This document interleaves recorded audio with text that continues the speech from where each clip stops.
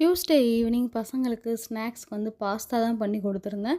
இது வந்து என்னோட ஸ்டைல் பாஸ்தா. இது ஆக்சுவலா இந்த மாரி ஸ்டைல்ல நான் இப்ப தான் பண்ணதுனால ஃபுல் ரெசிபி எடுக்கல. டேஸ்ட் எப்படி வருதுன்னு பார்த்துட்டு, அதுக்கப்புறம் எடுக்கலாம். நான் டேஸ்ட் நல்லாவே வந்துருது.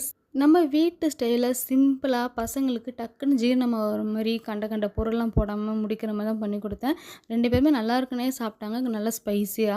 எனக்கு வந்து பச்சை பயிறு தான் எடுத்துக்கிட்டேன். இது கூட வந்து பச்சையா வெங்காயம் கட் பண்ணி போட்டுட்டு, கொஞ்சமா கடுகு மட்டும் தாளிச்சு போட்டேன். எனக்கு சாப்பிடும்போது அங்கங்க கடுகு கடிப்பட்டா நல்லா இருக்குமேன்றதுனால, கூட சில்லி ஃப்ளேக்ஸும் கொஞ்சம் போட்டுக்கிட்டேன். இதே நைட்டு டின்னருக்கும் முடிச்சுட்டேன். ஏன்னா நான் சாப்பிடும்போதே 6:30.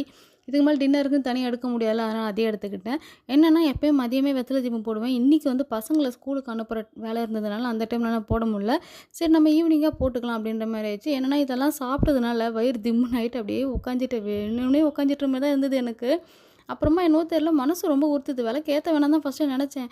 என்னால வந்து முருகர் ஃபோட்டோவே ஃபேஸ் பண்ண முடியல என்னால. ஏதோ ஒரு குத்த உணர்ச்சியாவே இருந்தது எனக்கு. என்னடா நம்ம சோம்பேறித்தனத்துக்காக சாமிக்கு விளக்கேத்தலையே!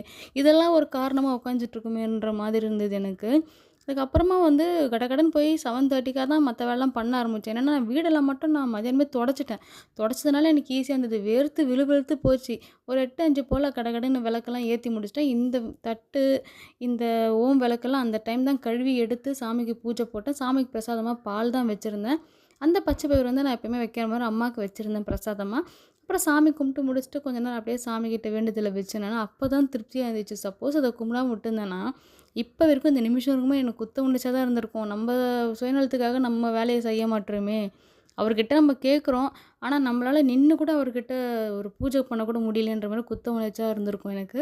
சாமி கும்பிட்டதுனால திருப்தியா இருந்துச்சு. இன்னைக்கான வீடியோல தான் அடுத்த வீடியோ என்ன பார்ப்போம். பாய்.